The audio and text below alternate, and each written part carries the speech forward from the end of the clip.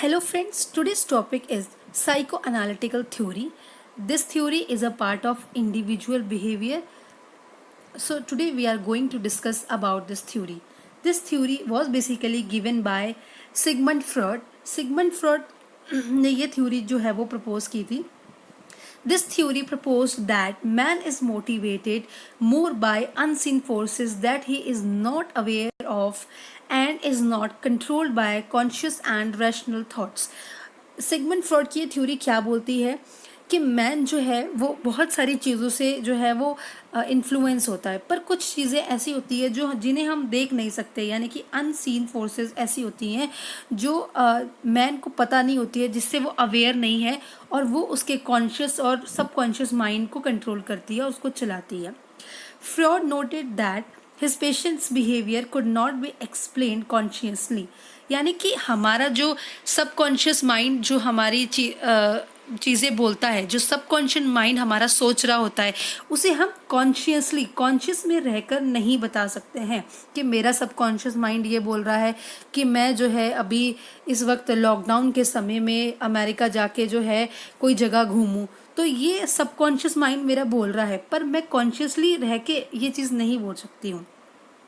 Man's unconscious framework is made up of three interrelated but conflicting elements.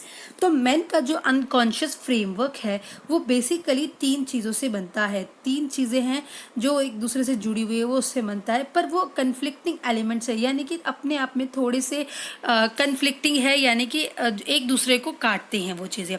तो Sigmund fraud ने ये concept दिया था साइको एनालिटिकल थ्योरी का. ये थ्योरी बोलती है कि ह्यूमन जो माइंड है जो है वो अनकॉन्शियस फ्रेमवर्क उसके अंदर होता है और उसके हिसाब से उसके दिमाग में बहुत सारी अनकॉन्शियस चीज़ें आती है जब उसका दिमाग जो है, और वो उसको जो है वो बाद में जो है वो सोच नहीं पाता, यानी कि उसे एनालाइज नहीं कर पाता है कि उसका सबकॉन्शियस माइंड क्या बोल रहा है. अब हम एलिमेंट्स जो है इसके थ्री उसको डिटेल में डिस्कस करते हैं. तीन जो एलिमेंट्स है वो कौन कौन से है. सबसे पहला है the id, then next is the ego and the third one is the superego. ये तीन एलिमेंट्स है, पहला इड और ईगो और सुपर ईगो. ये ह्यूमन बॉडी को, ह्यूमन माइंड को जो है वो कंट्रोल करते हैं और डिसीजन लेने में, सोचने में और क्या करना है क्या नहीं करना है वो पुश करते हैं ह्यूमन माइंड को. और ये इन तीनों का बहुत मेजर जो है वो रोल प्ले होता है ह्यूमन माइंड में. तो अब हम इसे डिटेल में समझते हैं ये क्या है. सबसे पहला एलिमेंट है द इट. द इट क्या है? It represents unconscious source of psychic energy called libido which seeks immediate gratification for biological or instinctual needs like hunger, thirst, sex, etc. यानी कि इट बेसिकली जो है वो रिलेटेड है unconscious mind से, यानी कि हमारे अनकॉन्शियस माइंड में क्या चीज़ें चल रही है, जो हमारी कुछ ऐसी डिज़ायर्स कभी हमारे दिमाग में आती है जो हमें पता है हम फुलफिल नहीं कर सकते हैं या जो कि थोड़ी सी सही नहीं होती है. वो सब चीज़ें जो हमारे दिमाग में आती है वो जो है इट जो हमारा माइंड जो का पार्ट है उसका जो है वो पुश होता है. यानी कि सपोज अगर मैं अभी अपनी कार चला रही हूँ, मैं कार ड्राइव कर रही हूँ 50 जो है किलोमीटर्स पर आवर की स्पीड से, तो मेरा जो माइंड का जो वो इट पार्ट है वो बोलेगा कि मैं सडनली 200 की स्पीड से ड्राइव करना शुरू कर दूँ. तो इस 200 की स्पीड में ड्राइव करना सही नहीं है, पर इट जो है वो अपनी डिज़ायर को फुलफ़िल कराने के लिए, just he want to be happy, अपनी को अब खुश होने के लिए वो कुछ भी डिज़ायर करता है, कुछ भी विश करता है और उसको फुलफ़िल करने की कोशिश करता है ना. सपोज़ इसका एक और हम एग्जांपल देते हैं. अगर सपोज़ मेरी मदर ने जो है मेरी सिस्टर के लिए केक बेक करके रखा है बिकॉज कल उसका बर्थडे है, तो मेरा जो दिमाग का इट माइंड है वो जो है उसको हंगर है, उसके माइंड में उसको क्रेविंग हो रही है अगर केक की, तो वो बोलेगा मेरे माइंड को कि अपनी प्यास बुझाने के लिए, अपने हंगर को वो करने के लिए शांत, इट माइंड उसको फोर्स करेगा कि क्यों ना मैं केक जो है वो खा लूँ और या तो मैं केक जो है वो टेस्ट करके देख लूँ. तो वो अपनी खुशी को फुलफिल करने के लिए, डिज़ायर को कंप्लीट करने के लिए कुछ भी कर सकता है बिना ये सोचे समझे कि उसके कॉन्सिक्वेंसेस या उसके रिजल्ट्स क्या होंगे.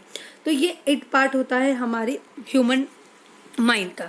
The it would have the it would move unchecked to satisfy these needs, particularly sex. As an individual measures he learns to control his its, तो वो बेसिकली उसे कंट्रोल जो है वो नहीं कर पाता है, क्योंकि वो उसके अंदर से इमीडिएट जो है ग्रेटिफिकेशन होती है, यानी कि वो उसे एकदम से फुलफिल करना चाहता है कि जस्ट मुझे जो है ये चीज़ कंप्लीट, मुझे क्रेविंग हो रही है केक की, तो मुझे उसको खाना है। तो वो ये नहीं सोचेगा कि कितनी मेहनत से जो है मेरी मदर ने केक बनाया है और कल जो है मेरी सिस्टर का बर्थडे है वो स्पॉइल हो जाएगा। तो वो बिना कॉन्सिक्वेंसेस सोचते हुए इट जो है वो ह्यूमन माइंड को फोर्स करेगा कि वो अपनी जो है डिज़ायर को, विश को फुलफिल कर ले।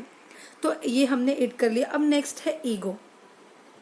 इड हमने किया। अब ईगो जो है, ईगो क्या है, रिप्रेजेंट करता है the conscious and the logical part of the human personality and is associated with reality principles. यानी कि ईगो जो है वो दोनों के बीच में बैलेंस बनाता है, यानी कि इड जो अभी हमने किया। और तीसरा एक अभी हम लोग करेंगे एलिमेंट जो है सुपर ईगो है। सुपर ईगो और जो इड है, सुपर ईगो और इट जो एलिमेंट्स है वो दोनों बिल्कुल अपोजिट डायरेक्शन में मूव करते हैं। एक जो है वो बिल्कुल ही बिना सोचे कोई भी विश जो है क्रिएट करेगा, और आप सुपर ईगो जो है वो बिल्कुल भी उसके खिलाफ नहीं जाना चाहेगा, यानी कि कोई भी चीज़ गलत है तो वो बिल्कुल उसको करना नहीं चाहेगा। पर ईगो जो है वो बैलेंस क्रिएट करता है। द ईगो जो है वो बैलेंस दोनों के बीच में क्रिएट करता है, यानी कि वो लॉजिकली सोचता है, वो कॉन्शियस है उसका माइंड, वो ये सोच सकता है, समझ सकता है कि अगर जो है मैं 200 की स्पीड में कार ड्राइव करूँगी तो उसके क्या कॉन्सिक्वेंसेज होंगे, उससे क्या क्या हो सकता है, क्या हार्मफुल इफेक्ट्स होंगे, एक्सीडेंट हो सकता है, और जो है मुझे पुलिस पकड़ सकती है, मेरा चालान हो सकता है, और जो है मैं कुछ लोगों की और भी एक्सीडेंट्स में किसी और की लोगों की जान खतरे में आ सकती है। तो ईगो जो है वो बेसिकली रियलिटी में जो प्रिंसिपल्स है उसको फॉलो करता है, रियलिटी में क्या हो रहा है और रियल में क्या करना चाहिए वो उसको फॉलो करता है, और दोनों को, इड को और सुपर ईगो को बैलेंस करता है।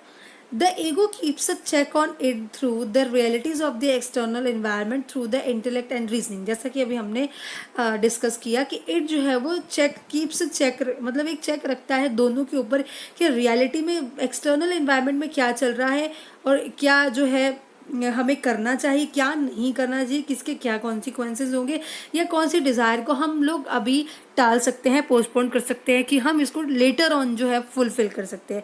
It wants immediate pleasure. It जो है वो उसको इमीडिएट प्लेजर चाहिए, अभी मुझे केक चाहिए, तो दैट मीन्स वो कुछ भी करेगा अपनी डिज़ायर को फुलफिल करने के लिए, और वो बिना सोचे समझे उसमें कितनी मेहनत लगी है केक को जो है बनाने में, वो उसे खा लेगा।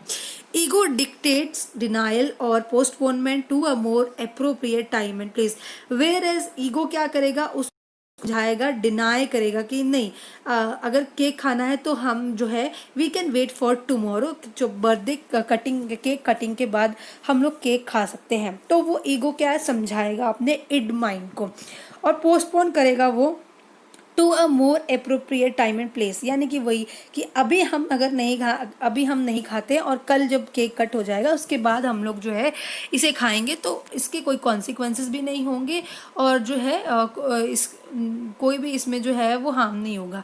तो इट जो है वो उसे इमीडिएट प्लेजर जो है वो अपना जो है वो डिज़ायर कंप्लीट करना चाहता है। ईगो बैलेंस बनाता है उसके बीच में, और उसको पोस्टपोन करता है उसकी चीज़ को। अगर वो कोई भी ऐसी विश जो है वो उसके माइंड में आ रही है जो उसको अभी हार्म पहुंचा सकती है, तो वो उसको ट्राई करता है कि उसको हम will do it later on more appropriate time. तो ये ईगो हमारा हो गया। अब तीसरा है सुपर ईगो। सुपर ईगो क्या है? Superego represent social values and personal norms that serve as an ethical constraint on behaviour. Superego helps to determine what is right and wrong, यानी कि सुपर ईगो जो basically है वो थोड़ा सा social values और ethical चीज़ों, ethical यानी कि जो नैतिक आधार है, नैतिक मूल्य है उस पर चलता है, उसके आधार पर चलता है कि 200 की स्पीड में ड्राइव करना जो है बिल्कुल भी सही नहीं है, और हमें ये बिल्कुल भी नहीं करना चाहिए, जो है इससे किसी की भी जान को खतरा हो सकता है। तो वो उसको बोलेगा कि नहीं, हमें ये नहीं करना है, ठीक है। और सुपर ईगो जो है बेसिकली बिल्कुल ऑपोजिट चलता है इड माइंड के, और उसे जो है वो रोकता है जो चीज़ें एथिकली सही नहीं होती है उसको करने के लिए।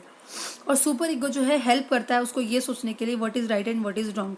तो सुपर ईगो बेसिकली कॉन्सिक्वेंसेज जो हार्मफुल इफेक्ट्स होते हैं कोई भी चीज़ को करने के, वो ये सोचता है कि अगर अभी लॉकडाउन की सिचुएशन में मैं अगर बिना मास्क के बाहर घूमती हूँ, मेरा एड माइंड जो है वो ये बोल सकता है कि मैं जो है बाहर मस्त घूम के आती हूँ बिना मास्क लगा के, बिना सैनिटाइज किए हुए।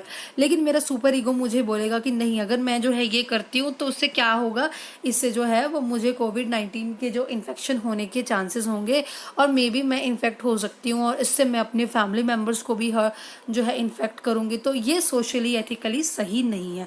तो सुपर ईगो हेल्प करता है हमारे माइंड को ये एनालाइज करने में कि क्या सही है और क्या गलत है। तो हमने 3 चीज़ें बेसिकली कर ली, द इड, द ईगो और the superego. The id basically क्या होता है ना, बाय बर्थ ही ये चीज़ जो है वो एक ह्यूमन के माइंड में डेवलप होनी शुरू हो जाती है। जैसे हम देखते हैं कि बच्चा जब बिल्कुल जो है जन्म से ही उसके अंदर इड आना शुरू करता है। हम देखते हैं कि जब थोड़ा सा बच्चा जो है वो उसको कोई चीज़ चाहिए होती है तो वो जिद करता है कि रोने की कोशिश करेगा, वो रोएगा कि मुझे ये खिलौना चाहिए। तो वो ही विल क्राई कि वो देखेगा कि मदर जो है वो उसकी सेंसिटिव है उसके लिए, उसके प्रति, तो वो रोएगा और अपनी इनको डिज़ायर को फुलफिल करने के लिए, चाहे वो कुछ भी हो, बिना सोचे समझे जो है उस विश को फुलफिल करने के लिए, अपनी एक सेंस ऑफ जो है डिज़ायर फुलफिल करने के लिए वो कुछ भी करेगा। तो ये बेसिकली आपका ना बर्थ से ही इट जो है वो डेवलप हो जाता है बिल्कुल, जब जो है जन्म होता है बच्चे को। ईगो जो है आपका 3 साल की ईयर्स, मतलब जो है जब 3 जो है ईयर्स का होता है बच्चा, तो ईगो डेवलप होना शुरू थोड़ा सा होता है, क्योंकि उस टाइम पे जब हम बच्चे को थोड़ा सा सिखाते हैं, समझाते हैं कि ये चीज़ सही है, ये चीज़ गलत है, तो वो यहाँ पे थोड़ा सा सोचने लगता है कि ये करना है और ये नहीं करना है। और super ego basically years of, मतलब 5 साल या 5 साल के करीब जो है वो आना शुरू होता है बच्चे के अंदर। 5-6 साल में वो जो है अपने सोसाइटी में, अपने फैमिली मेम्बर्स के साथ, अपने सोशल ग्रुप्स के साथ बैठता है, तो देखता है क्या चीज़ें एथिकली और सोशली सही है और क्या गलत है, क्या चीज़ों की कॉन्सिक्वेंसेज है। तो ये चीज़ें इस तरीके से जो है वो एक ह्यूमन बॉडी में आती है। इट जो है आपका बाय बर्थ आता है और द ईगो जो है वो आपका आता है 3 इयर्स ऑफ एज के अराउंड, और सुपर ईगो जो है वो बच्चे के अंदर आता है 5 to 6 इयर्स ऑफ एज में। तो ये तीनों एलिमेंट्स हमने कर लिए। अब हम इनका कंक्लूजन देखते हैं। कंक्लूजन क्या बोलता है कि however a person is not aware of the working of the super ego and inner conscious is developed by absorption of cultural values and norms of society. यानी कि जो एक पर्सन है वो अवेयर नहीं होता है, is not aware of the working of the super ego, यानी कि उसका ईगो क्या बोल रहा है, सुपर ईगो उसकी इनर कॉन्शियस जो है वो क्या बोल रही है वो उसे पता नहीं होता है। कई बार क्या होता है कि हम एक मोमेंट में आके कुछ चीज़ें कर देते हैं, पर हम लेटर ऑन रियलाइज़ करते हैं कि ये हमने जो है सही नहीं किया, ये चीज़ जो है एथिकली रॉन्ग है और सोशली भी ये चीज़ सही नहीं है, हमने किसी को हार्म पहुंचा दिया, हमें लेटर ऑन रियलाइज़ होता है कि हमने ये चीज़ गलत कर दी। तो ये जो है आपका ये कंक्लूड करता है कि अनकॉन्शियस माइंड जो है हमें उस टाइम पे ये रियलाइज़ नहीं करने देता है कि क्या सही है क्या गलत है।